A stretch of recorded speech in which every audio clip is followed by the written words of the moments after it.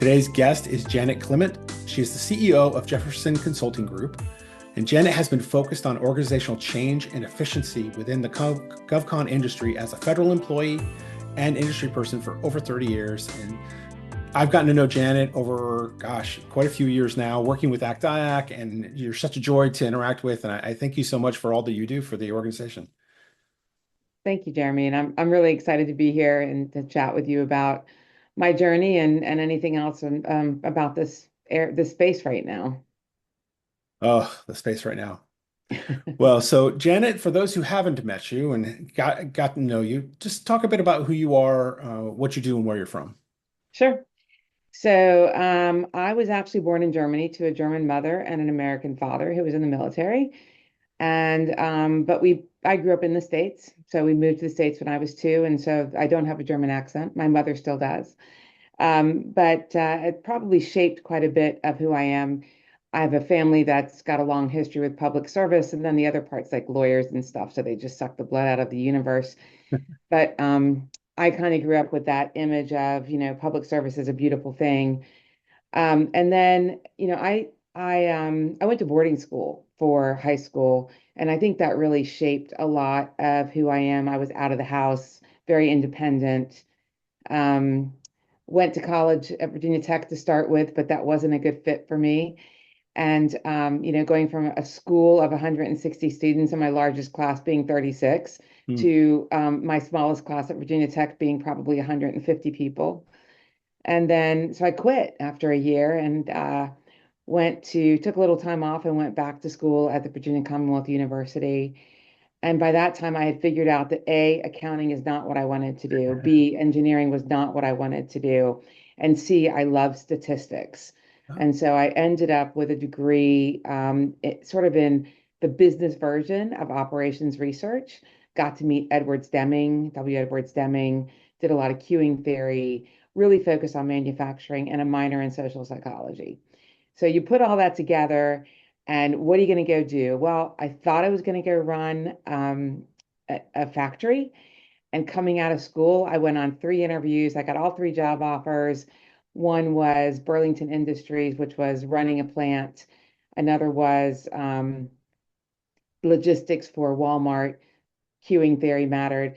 And then the other one was this National Scholars Program offered by the federal government to do contracting. Hmm. And that's the one I took. And I took it because as a young lesbian, I was really afraid of moving to small town America. And I thought, well, Washington, D.C. is a pretty cool place to be. And so that's how I ended up in Washington, D.C. And I worked for the Air Force Office of Scientific Research for a few years, became an excellent contracting officer. And then I went to the US Mint. And I can talk about that too. But looking back in all of my career, and I did not plan any of my career, not a bit of it. Like it's just opportunistic. Oh, that's kind of cool. Let's go do this. Let's see where that goes. Right. But looking back, starting in acquisition really gave me an understanding of the federal government in a way that I think a lot of people don't get because every program has some component of acquisition. And, I did a lot of grants and cooperative agreements as well, CIBR contracts, things like that. But I also was involved in some of the big like DARPA contracts and really unique things. So it gave me a real perspective of the government. And then at the US Mint, I went as a contracting officer, and just by weird circumstance, I ended up in a meeting around finding a new pick and pack for the US Mint products, right? So the coins, the commemorative coins, things like that. And the union president was there fighting this pick and pack operation. And I just naturally started to sort of facilitate the conversation to like bring down, ratchet down the tenseness, right? And so from that, I was picked up by the director of the Mint, then presidential appointee confirmed by the Senate, as one of the kids, the in kids. Hmm. And so he picked a few of us. I think there are about 6 of us that I call young punks. I still look back at this as very fond time being a young punk. And he said, okay, go be intrapreneurial, entrepreneurial. And it was like a snow globe. You just shook it up, put it down, and said, go do things that haven't been done. And we did. We worked with the director and we worked with the career people to just do some really incredible things. We brought in lean manufacturing. Our Y2K solution was eliminating 11 legacy systems and going down to two. I actually led the Federal Advisory Committee to design the Sacagawea dollar coin. Hmm. Um, we did econometric modeling, which wasn't me. That was my good friend Garen Zuck, who's currently, I think he's still at Treasury. Um, Worked with Jay Hoffman, who's currently the CFO at Patent and Trademark Office. He and I did a lot of this stuff. And he and I actually led the GIPRA stuff for the Government Performance Results Act stuff with Treasury for the Mint. So, we were all young 20 somethings. And it was just a lot of fun. And we got a lot of experience in a very productive way. And I think that if I look at my career, both of those were turning points for me because one was, what the heck am I doing going into contracting? It's so boring when it's really not. And then getting to the Mint and thinking I was going to be a contracting officer, and suddenly I'm doing all these other things, which really were in my wheelhouse, right? So that's where I started using social psychology and organization development. I went and got a master's in organization development at American University. And it was just a really fun place to work under Philip Deal. And when he left, I stayed around to help sort of the transition because I thought that was important. And then they brought in Henrietta Holzman IV, and she became the director of the Mint. And at that point, I felt like it was kind of time for me to go. And I got an offer from Unisys, of all places, to go build a human capital practice. Hmm. Okay, that sounds like fun. And I'm not going out on my own to do it because everybody's like, Janet, you should be an independent consultant. No, I don't think I want to do that. But I do love human capital. I do love all of these things that are about that, about the human experience through the career. And so I went to Unisys and worked for Greg Baroni, who I still count as a very dear mentor, and Ted Davies, who is still a great mentor, and Tony Towns Whitley, who's now the CEO of SAIC. And I got another amazing experience working with people who believed in me, set me up for success, did all those things, coached and mentored me. And, every once in a while, they did tell me that I was wrong. And that was good.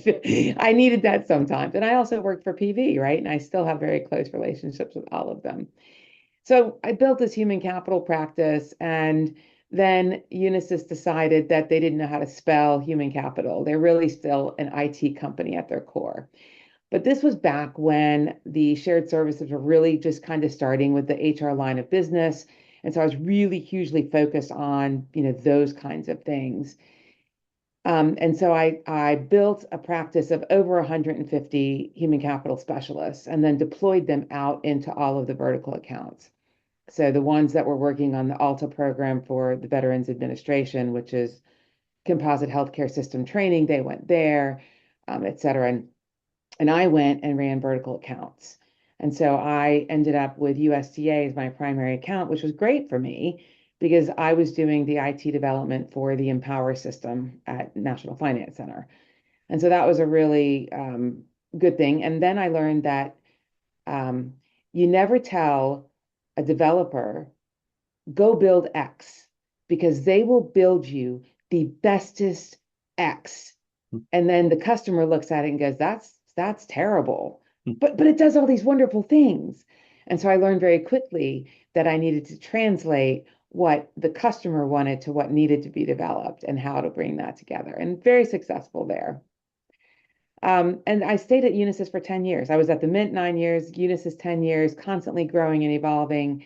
And for me, those two places, probably in my history until now, have been the best because in the same company, growing, evolving, becoming, right? Always becoming was great. And then I went through a couple of smaller companies, went back to my roots in acquisition, but with an organization development slant, and then to a company where I was a chief operating officer. And I built a shared services model there working with Commerce. So the HR Shared Service Center won that for them, and very interesting times. Was very active in Shared Services Leadership Coalition, which I still think is a great organization, as well as ACT IAC. But I wasn't really involved with PSC back then, and now I'm heavily involved with them. And I always thought to myself, I never want to be a CEO because I lived, ate, and breathed the companies that I worked for already. And I thought, oh my God, being a CEO, that would just be daunting. And then along comes a good friend of mine, Glenn Davidson, and he says, I want to introduce you to someone. And so I went and I met Julie Sussman, who was the founder and owner of Jefferson Consulting Group. And she had just sold the company to a woman, and she had the opportunity to bring in the successor CEO to actually run the company because Sarah wasn't going to work in the company. And so after meeting her and knowing about Jefferson already, and I already knew Jeremy Arensdorf, and I had another person that I had worked with there, and I thought, why not think about it? Right? Let's think about it. And after talking with everybody, what I realized was that I didn't want to be an owner, a sole owner of a company. But with backing, I felt like I could really make an impact. And so in March of 21, I joined Jefferson Consulting Group, and we've had 4 absolutely amazing years. It's an amazing team. I would say to anybody, I would put our team up against anybody around the Beltway. Smart, talented people. The average tenure of the program managers is over 11 years. That's pretty unheard of, really. Mhm. And we went from 85 employees to 275 since I was there. Now we've lost quite a bit because USAID was demolished, and that was a big chunk of our work. But we're going to survive to thrive again, and I know that in my heart of hearts. So that's where I am today, and I think Jefferson is resilient. It's a little scary right now. Let's be real, right? I think the federal government employees are scared, the industry's scared. We don't really know what's coming next, and I think that's by design. So, but I think if we stay the course, if we stay true to ourselves, if we work together, if we use things like ACT IAC and PSC, we'll get through this too and come back better. Absolutely. Wow, Janet. I love it because I've never heard the story before. So I find that fascinating, just the opportunities and things that you were able to do as you've gone through your career, and it's not over by far, right? As you look back over that career, what's something you go, man, I really wish it wasn't done that way. It's got to be, there's got to be a better way. And I'm going to caveat and say, you and I don't have to have that better way today, right? We're not going Mhm. to pull together a team and kind of whiteboard it and figure out what would be a way to make things more efficient. But what's something you've noticed that really could use some thought put against it that would make things better for those coming behind us? Yeah, so that's a great question. So I'm going to kind of go back to my acquisition roots because I think it's really relevant right now. So, you know, when you look at the FAR and the DFAR, it's a book of rules and Hmm. ideas, of guidelines. It's really not even, it's based in statute, but it's really just a book of how to do things. It's a book of processes, right? Um, and when I was at the Mint, we got 2/3 of the performance-based organization through. And one of them was getting a waiver from the FAR. And Colleen Vogel led the initiative there along with Joan Ting. Um, and we went from based FAR based to 26 pages of terms and conditions. And I think that was the right thing to do, especially for an agency that needed to be more creative. We had to bring in marketing. You couldn't get the best marketing companies to lead these things without having some flexibility and things like that. And so what I think right now is an opportunity to do it better is the acquisition process. Like maybe we don't need to take a chainsaw to it, but I do think that this is a great opportunity right now to improve the entire acquisition process. Hmm. The number of protests that just happen because it's not even a stamp anymore, it's an email, Right. right? how do we fix that process? How do we make it better so that the government gets what it needs and is able to hold contractors accountable, and contractors are not spending absorbent amount of money on proposals and never realizing the returns, right? Mm. As I look back, that's the one thing that I think really, well, there's lots of things, but that is one thing that I think really deserves some overhaul. Yeah, I don't think you'll get much argument on that. As somebody I'm in government now, but I've been in industry and I've had to bid on contracts and deliver contracts, totally, and of course, buying work from the government side. I totally get where you're coming from. The way, at least the way we've implemented FAR, many places, it's almost like a lack of transparency. Sure, we're writing requirements, but we're writing them in a way that, and we're putting clauses to try to obfuscate, just trying to get the best price. I don't feel like there's a lot of honest conversation in the way we do statements of work and in the way we accept proposals now. There's so many rules around the way we interact. There's so much fear from government around, can I even talk to somebody on the industry side? And when am I allowed to and when am I not allowed to? And I think there's so many layers of rules that people just don't know anymore, and so they default to don't talk. Right. That is just a tragedy. And then the transparency in how government evaluates would be even better. I mean, I was very fortunate to work at my last agency, and we really had a fine oiled machine in terms of how we expressed our requirements, how we engaged industry multiple times before the requirement was ever put out. And it looked like they expected it to. It was not a complete surprise when it went out. There was very little they didn't already know. And then our methods of evaluation were so very clean and clear that even when we did receive a protest, it went to arbitration and immediately got sent back. Nope, we were good. We were so above board in how we did it. But that's not a norm. That's by far not a norm. There are so many good examples, though. And if Yeah. we could just perpetuate those examples. Like I remember when I was at Unisys, I was working with in uh, Ryan Cass and Indu Garag. And what they did was they put out the draft statement of work, and they had all the companies that wanted to bid on it come in, no salespeople, and we literally went through the statement of work and gave them feedback on how we were perceiving it and what we thought we were going to have to price. And they wanted to do firm fixed price. And so by doing that, there were probably 7 or 8 companies, and so it was a lot of time commitment for them. But when it Yeah. came out, it was great. Like you could bid on it. You knew what you were bidding on. You knew what firm fixed price had to be included. There's some great examples, and that's just one of them, right? There's plenty more. We just need to find them and exploit them. I am chuckling because we should have met at that time because I worked for Ryan and Indu and helped with that contract.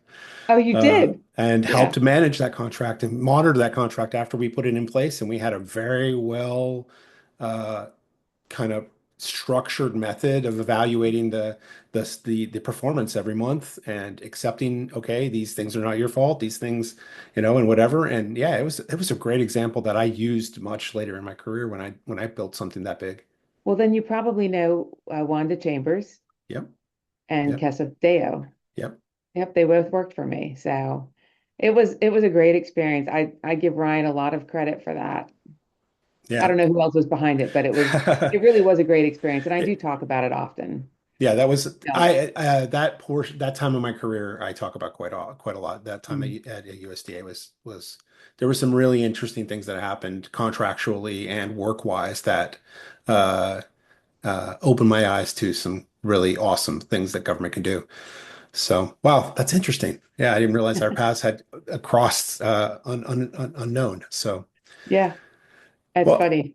It is a small beltway. it is a small beltway, much smaller than people think. Hmm. Um, So Janet, as you're looking into this next year, I know there's a lot of uncertainty, but Hmm. what do you think is coming up next for you and for Jefferson Consulting? So it's a great question. We we're excited about the opportunities to bring efficiency. That's the number one thing. When I, not when you, but when I read what this administration wants to do at face value, I agree with all of it, right? It is about eliminating bloat, getting back to core services, making sure that we are doing things efficiently and we're not, and getting rid of redundancy, right? Hmm. There are agencies that have the same mission and sometimes they collide. And I just don't think there's ever been a stomach to look at that. And so what Jefferson is really looking at is with our super strength in acquisition, the life cycle, obviously we have Al Berman on our staff. How do we help the government put back into play things like performance-based acquisition, things like being efficient in how we develop the requirements and use the flexibility of the FAR because there is a lot of flexibility to do it better.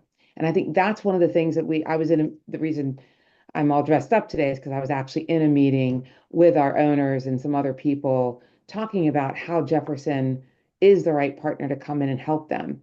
And I do think there's a play for AI. Um, and so, what is the right play for AI? How do you train AI to do what hasn't been done before by AI?